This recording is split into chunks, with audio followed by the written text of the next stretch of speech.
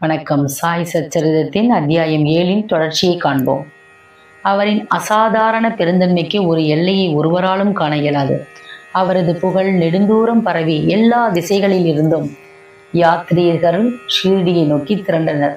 பாபா எப்போதும் துனி அருகிலே அமர்ந்திருந்தார். அங்கு தன்மை ஆசுவாசப்படுத்தி கொண்டு எப்போதும் தியானத்தில் அமர்ந்திருந்தார். சில சமயங்களில் குளித்தும் மற்ற நேரங்களில் குளிக்காமலும் இருந்தார்.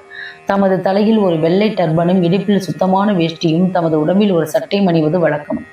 ஆரம்பத்தில் இதுவே அவரது உடையாகவும் அவர் கிராமத்தில் முதலில் வைத்தியம் செய்தார். நோயாளிகளை கவனித்து மருந்து கொடுத்தார். அவர் எப்போதும் வெற்றி பெற்ற ஹக்கீமை போன்று புகழடைந்தார். ஒரு வினோதமான விஷயத்தை இங்கு கூறலாம். ஒரு அடியவரது கண்கள் சிவந்தும் வீங்கியும் இருந்தது. ஷீர்டியில் ஒரு வைத்தியரும் கிடைக்கவில்லை. மற்ற அடியவர்கள் அவரை பாபாவிடம் அழைத்து சென்றனர். அதை போன்ற வியாதிக்கு மற்ற டாக்டர்கள் களிம்பு, அஞ்சனம், பசும்பால், கற்பூராரதி மருந்துகள் முதலிய உபயோகிப்பர். ஆனால் பாபாவின் சிகிச்சையோ முற்றிலும் தனித்தன்மை வாய்ந்தது. சிறிது பிப்பாவை சலவை செய்பவர்கள் குறியிடும் செங்கோட்டை காயின் பசை கைகளால் 2 உருண்டை செய்து நோயாளியின் ஒவ்வொரு கண்களிலும் உருண்டையை திணித்துவிட்டு துணியால் கண்களை சுற்றி கட்டு போட்டுவிட்டார். மறுநாள் கட்டு அவிழ்க்கப்பட்டு தண்ணீரால் சுத்தப்படுத்தப்பட்டது. எரிச்சல் மறைந்து கண்மணி வெள்ளையாய் சுத்தமாகிவிட்டது. கண்களின் நுண்ணிய உறுப்பான போதும் செங்கொட்டை பசை அவற்றை எவ்வித தீங்கையும் அளிக்கவில்லை. இம்மாதிரி பல வியாதிகளை குறிப்பிடலாம். ஆனால் இந்நிகழ்ச்சியில் குறிப்பில் உள்ளது பாபாவின் யோக பயிற்சிகள். பாபா யோகத்தில் எல்லா பயிற்சி முறைகளையும் அறிவார். அவைகளில் 2 இங்கே குறிப்பிடுவோம். தௌதி அல்லது சுத்த விருத்தி. ஒவ்வொரு 3வது நாளும் பாபா மசூதியிலிருந்து நெடுந்தொலைவில் உள்ள ஆலமரத்துக்கு அருகில் இருக்கும் கிணற்றுக்கு சென்று தமது வாயை கழுவி குளிப்பார். ஒரு சந்தர்ப்பத்தில் தமது குடல், கும்பி முதலியவற்றை அவர் வாந்தி எடுத்து அவைகளின் உட்புறத்தையும் வெளிப்புறத்தையும் சுத்தம் செய்து பக்கத்தில் உள்ள நாவல் மரத்தில் உலர்த்துவதாக வைத்து கவனிக்கப்பட்டது. இதை பார்த்தவர்கள் ஷீர்டியில் உள்ளனர். அவர்களை உண்மையை சோதனை செய்து பார்த்துவிட்டனர். 3 அங்குல அகலமும் 22½ அடி நீளமும் உள்ள நனைக்கப்பட்ட லினன் துணியால் தௌதி செய்யப்படுகிறது. இது தொண்டைக்குள் விழுங்கப்பட்டு ஏறக்குறைய அரை மணி நேரத்துக்கு வயிற்றுக்குள்ளேயே கிரியை நடத்த வைத்திருக்கப்பட்டு பிறகு வெளியே எடுக்கப்படுவதே சாதாரண தவ்தியாகும். ஆனால் பாபாவின் தவ்தி மிகவும் தனிச்சிறப்பானதும் அசாதாரணமானதும் ஆகும். கண்ட யோகம். பாபா தமது உடம்பிலிருந்து வெவ்வேறு உறுப்புகளை பீத்தெடுத்து மசூதியில் அவற்றை பல இடங்களிலும் தனியாக வைத்திருந்தார். ஒரு முறை அவர் பெருந்தகை மசூதிக்கு சென்று பாபாவின் உடல் உறுப்புகளை தனித்தனியாக மசூதியில் பல இடங்களில் கிடத்திருப்பதை கண்டார்.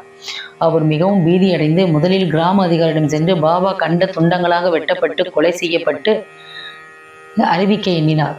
அவரே முதல் தகவல் தந்தவராகி விடுவதாலும் அவ்விஷயத்தை பற்றி சிறிது அறிந்தும் இருந்ததாலும் அவர் மீது பொறுப்பு சுமத்தப்படும் என்று எண்ணி யாரிடமும் எதுவும் கூறாமல் இருந்து விட்டார்.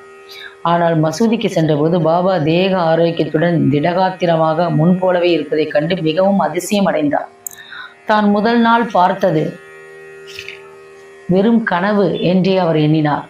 பாபா தமது சிசு பருவத்திலிருந்தே யோகம் பயின்றார். அவர் பெற்றுள்ள திறமையை ஒருவருக்கும் அறிந்திருக்கவில்லை, அன்றி ஊக்கிக்கவும் இல்லை. தமது சிகிச்சைகளுக்கு எவ்வித பணமும் அவர் வசூலிக்கவில்லை. தமது தகைமைகளின் திறத்தின் பயனால் புகழ் பெற்று பெருமையுற்றார். பல ஏழைகளுக்கும் துன்பப்படும் மக்களுக்கும் அவர் ஆரோக்கியம் அளித்தார்.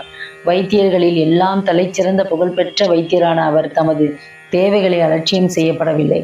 மற்றவர்களின் நன்மைக்கும் சௌகரியத்திற்குமே எப்போதுமே உழைத்தார். தாங்க முடியாத பயங்கர வழிகளை எல்லாம் தாமே பலமுறை இம்முறைகளில் தாங்கி துயரிற்றிருக்கிறார்.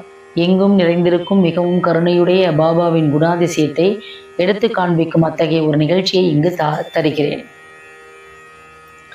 பாபாவின் எங்கும் நிறைத்தன்மையும் கருணையும். 1910ஆம் ஆண்டில் தீபாவளி விடுமுறையின் போது பாபா துணிக்கருகில் அமர்ந்து குளிர் காய்ந்து கொண்டிருந்தார். பிரகாசமாக எரிந்து கொண்டிருந்த துணியின் விறகை நுழைத்தார். சிறிது நேரத்திற்கு பின் விறகுகள் நுழைப்பதற்கு பதில் பாபா தமது கரத்தையே துணியின் உள்ளே நுழைத்து விட்டார். கரம் உடனே கருகி வெந்துவிட்டது. இது வேலையால் மாதவராவ் தேஷ்பாண்டேயாலும் உடனே கவனிக்கப்பட்டது. உடனே அவர்கள் பாபாவிடம் ஓடினார்கள். மாதவராவ் தனது கைகளை பாபாவின் இடுப்பில் கொடுத்து சேர்த்து வலிந்து பின்னால் இழுத்து, தேவா, எதற்கு இங்கனம் செய்தீர் என்று கேட்டார். பின்னர் பாபா தம் உணர்வுக்கு வந்து பதிலளித்தார். தொலைதூரத்தில் உள்ள ஏதோ ஒரு இடத்தில் ஒரு கொல்லனின் மனைவி உலைக்களத்தில் இருந்து துருத்தியில் வேலை செய்து கொண்டிருந்தாள். அப்போது அவளது கணவன் அவளை கூப்பிட்டான். அவள் தனது இடுப்பில் குழந்தை இருப்பதை மறந்து அவசரமாக ஓடினாள். அதனால் ஊது உலைக்களத்தில் குழந்தை நழுவி விழுந்து விட்டது. நான் உடனே உலைக்களத்தில் கையை விட்டு குழந்தையை காப்பாற்றினேன். எனது கரங்கள் வெந்து போனதை பற்றி நான் பொருட்படுத்தவில்லை. குழந்தையின் உயிர் காக்கப்பட்டதை எண்ணி நான் மகிழ்வடைகிறேன். குஷ்டரோக அடியவனின் சேவை. மாதவ்ராவ் தேஷ்பாண்டேயிடமிருந்து பாபாவின் கரங்கள் வெந்து போனதை கேள்விப்பட்ட நானா சாஹிப் சாந்தோக்கர் பம்பாயை சேர்ந்த புகழ்பெற்ற டாக்டரான பரமானந்த் என்பவரை ஆயின்மெண்ட், லிண்ட் துணி, பாண்டேஜ் துணி உட்பட மருத்துவ சாமான்களுடன் அழைத்து வந்து பாபாவின் கரத்தை பரிசோதிக்கவும் வெந்ததினால் ஏற்பட்ட தீக்காயத்துக்கு சிகிச்சை செய்யவும் வேண்டி கொண்டார். ஆனால் பாபாவின் இது மறுக்கப்பட்டது. அது முதற்கொண்டு பாகோஜி ஷிண்டே என்ற குஷ்டரோகி அடியவரால் பாபாவுக்கு சிகிச்சை செய்யப்பட்டு வந்தது. வெந்து போன இடத்தை நெய் போட்டு நன்றாக தேய்த்துவிட்டு ஒரு இலையை அதன் மீது வைத்து கட்டிவிடுவது அவரது சிகிச்சையாகும். நானா சாஹிப் பலமுறை பாபாவிடம் அந்த கட்டை நீக்கிவிட்டு டாக்டர் பரமானந்தத்தை காயத்தை சோதிக்கவும் சிகிச்சை செய்யவும் குணப்படுத்தவும் கேட்டுக்கொண்டார். டாக்டர் பரமானந்தும் அதை ஒப்ப பலமுறை வேண்டுகோள் விடுத்தார். ஆனால் அல்லாஹ்வோ அவரது மருத்துவர் என்று கூறி பாபா மறுத்துவிட்டார். அவரை தமது கையை சோதிக்க அனுமதிக்கவே இல்லை. டாக்டர் பரமானந்தின் மருந்துகளும் ஷிரடியில் உபயோகப்படுத்தப்படவில்லை. இருப்பினும் டாக்டருக்கு பாபாவின் தரிசனத்தை பெறும்படியான நல்லதிர்ஷ்டம் இருந்தது. தினந்தோறும் பாகோஜி அவர் கரத்திற்கு சிகிச்சை செய்ய அனுமதிக்கப்பட்டார். சில நாட்களுக்கு பின் கரம் குணப்படுத்தப்பட்டது. அனைவரும் மகிழ்ச்சியுற்றனர். ஏதோ லேசான வழி இன்னும் இருந்திருக்குமோ இல்லையோ என்பதை நாம் அறியோம். தினந்தோறும் பாகோஜி தனது நியத்தின்படி கட்டுகளை தளர்த்தி நெய்யினால் அதை நன்றாக மீண்டும் தேய்த்து அழுத்தி கட்டு போடுவார். இது சாயிபாவின் மகா சமாதி வரை நடைபெற்றது. அவர் ஒரு முழு சித்தரானதால் இந்த சிகிச்சை உண்மையில் அவருக்கு தேவை இருக்கவில்லை. ஆனால் தமது அடியவர் மீதுள்ள அன்பின் காரணத்தால் முழுவதுமாக தடையின்றி நடத்த அனுமதித்தார். பாபா லெண்டி தோட்டத்திற்கு புறப்பட்ட போது பாகோஜி அவருக்கு குடைபிடித்து அவருடன் கூட சென்றார். துணிக்கருகில் உள்ள கம்பத்தருகில் பாபா அமர்ந்ததும் பாகோஜி தனது சேவையை ஆரம்பித்தார். பாகோஜி முந்தைய ஜென்மத்தில் தீவினையாளர். அவர் குஷ்டரோகத்தால் அவதியுற்று கொண்டிருந்தார். அவரது கைகள் சுருங்கியிருந்தன. அவர் உடம்பு முழுவதும் சீடாகி மோசமான நாற்றம் அடித்தது. வெளியில் அவர் துரதிர்ஷ்டசாலியாக இருப்பதை போல் தோன்றினாலும் அவர் மிகவும் அதிர்ஷ்டசாலியாகவும் மகிழ்ச்சிக்குள்ளவராகவும் இருந்தார். ஏனெனில் அவரே பாபாவின் முதன்மையான சேவகர். பாபாவின் நட்பினால் உண்டாகும் நன்மையை அடைந்தார். குழந்தை கபடேயின் பிளேக் வியாதி. பாபாவின் மற்றொரு வியக்கத்தகு லீலை தற்போது கூறுகிறேன். அமராவதியை சேர்ந்த தாதா சாஹேப் கபடேயின் மனைவி ஷீரடியில் தன் இளம் புதல்வனுடன் சில நாட்கள் தங்கியிருந்தாள். அப்போது அவளது புதல்வனுக்கு அதிக காய்ச்சல் வந்து அது நெறிக்கட்டி பிளேக்காக பெரிதானது. தாயார் பயந்து போய் மிகவும் மனவேதனை அடைந்து பின்பு அமராவதிக்கு செல்ல நினைத்து பாபா வழக்கமாக மாலையில் சுற்றி வரும் வாதாவுக்கு அருகில் வந்து கொண்டிருக்கையில் அவருடைய அனுமதியை பெறுவதற்காக பக்கத்தில் சென்று நடுங்கும் குரலில் தனது இளம் புத்திரன் பிளேக்கால் பீடிக்கப்பட்டிருப்பதை தெரிவித்தாள்.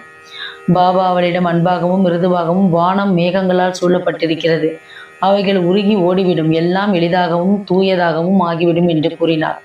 இவ்வாறு கூறிக்கொண்டே தமது கப்னி உடை இடுப்பு வரை தூக்கி அங்கு பிரசன்னமாயிருந்த அனைவருக்கும் நன்றாக பெரிதாக முட்டை அளவிற்கு தோன்றியிருந்த பிளேக் கட்டிகளை காண்பித்து, பாருங்கள், எனது அடியவர்களுக்காக நான் எங்கனம் கஷ்டப்பட வேண்டியிருக்கிறது.